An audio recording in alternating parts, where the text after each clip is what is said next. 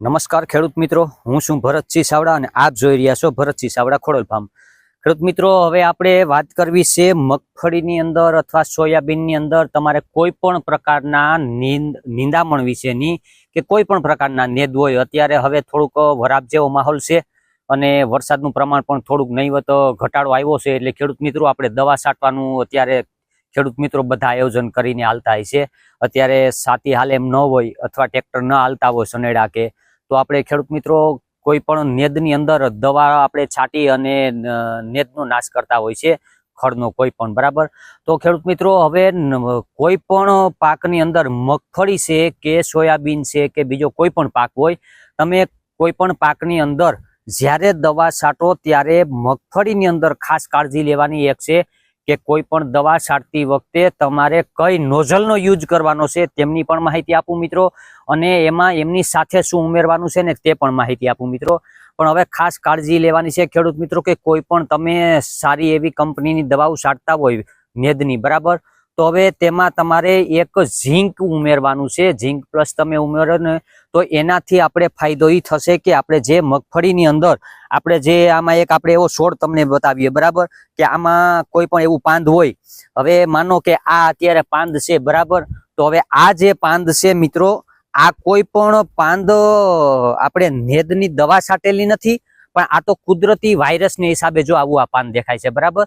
તો હવે આ જે પાંદ દાજેલું છે એ આપણે જે યુરિયા નાખ્યું હોય ને જેમ દાજોડો બેહે એમાં મગફળીના પાંદ દાજી જતા હોય છે. તો ખેડૂત મિત્રો હવે આપણે એમાં કાળજી એ લેવાની છે કે એની અંદર ઝીંક નાખો. તમે કોઈ પણ દવા છાંટતા હોય નેદની, એમાં ઝીંક નાખો એટલે જે આપણે મગફળીની અંદર દાજોડો બેહતો હોય એ દાજોડો ન બેહે અને કોઈ દવા આકરી ન લાગે, એટલે મગફળીને કોઈ જાતનું સાઈડ ઇફેક્ટ ન થાય, મગફળી એનો ગ્રોથ ન રોકાય. અને બીજા નંબરમાં કે ઝીંક નાખવાથી એના તંતુ મૂળ અને એનો ગ્રોથ સારો થાય, એટલે મૂળની અંદર પણ ફાયદો કરે છે અને છોડની અંદર પણ ફાયદો કરે છે, એટલે ઝીંક ફાયદાકારક છે. એટલે ઝીંક નાખવું આપણે જરૂરી છે. કોઈ ખેડૂત મિત્રોને ખ્યાલ ન હોય તો ખેડૂત મિત્રો આ કોઈ પણ આપણે ઉછામાલી સ્ટાન્ડર્ડ દવાઓ છાંટતા હોય એટલે એની અંદર આપણે ઝીંક નાખવું જોઈએ. અને ખાસ મિત્રો તમને મારે એક ભલામણી કરવાની છે કે અત્યારે આ સમયમાં જરીક સાટા હોય, વરસાદ પડતો હોય, એટલે અમુક ખેડૂત મિત્રો તો એવું વિચારે છે કે ભાઈ આપણે હવે કોઈ છોટાડવાની દવા નથી તો શેમ્પુ નાખી દઈએ, પણ ખેડૂત મિત્રો ભૂલ કરો છો તમે. શેમ્પુ નાખવાનું નથી. હવે એની તમને ખાસ હું ભલામણ એ કરું છું કે જે આપણે કોઈ પણ દવા આપણા શરીરની અંદર ગઈ હોય અથવા તો તમે કોઈ પણ જે તમે દવા આપણા હાથમાં ઢોરાયેલી હોય કપડામાં કે એ દવાને ધોવા માટે તમે શેનો ઉપયોગ કરો છો, તો કે એમાં આપણે ડિટર્જન્ટ પાવડર, સાબુ છે, પાવડર છે અથવા શેમ્પુ છે, તેનાથી આપણે હાથ ધોઈએ છીએ. તો ખેડૂત મિત્રો તમારે મગજમાં એ રાખવાનું છે કે જો તમે આવી ભૂલ કરશો તો બે સાટા પડશે એટલે તમારે જે પણ દવા છાંટેલી છે તે દવા ધોવાઈ જશે. એટલે તમારે શેમ્પૂનો યુઝ કરવાનો નથી, ભૂલા વગર શેમ્પૂનો યુઝ ન કરતા. અને બીજા નંબરમાં એક તમારે એ ધ્યાન રાખવાનું છે કે તમે કોઈ પણ આવી 20 થી 25 દિવસની અથવા 15 દિવસની મગફળી હોય એમાં કોઈ દવા છાંટતા હોય તો એમાં તમારે કાળજી લેવાની છે કે પટ્ટી ફુવારો તમે આમ સીધો હાકો છો એક હારમાં, તો ખેડૂત મિત્રો એનું પાણી મોતિયા થઈને પડતું હોય, એના જે આપણે ફુવારાના અંદર પાણીનું પ્રેશર જતું હોય એના જે પાણીના મોતિયા હોય ને મોટા હોય છે, એટલે જે આપણે આ પાંદ ઉપર પડે છે તે લહરીને નીચે પડી જાય છે.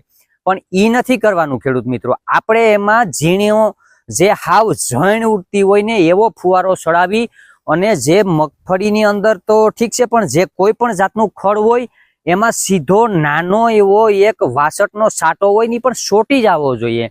એ નીચે ન પડે તો એ સીધો શોષાય અને એ છોડની અંદર ઉતરી જાય છે, એટલે એમાં રિઝલ્ટ સારું મળે છે.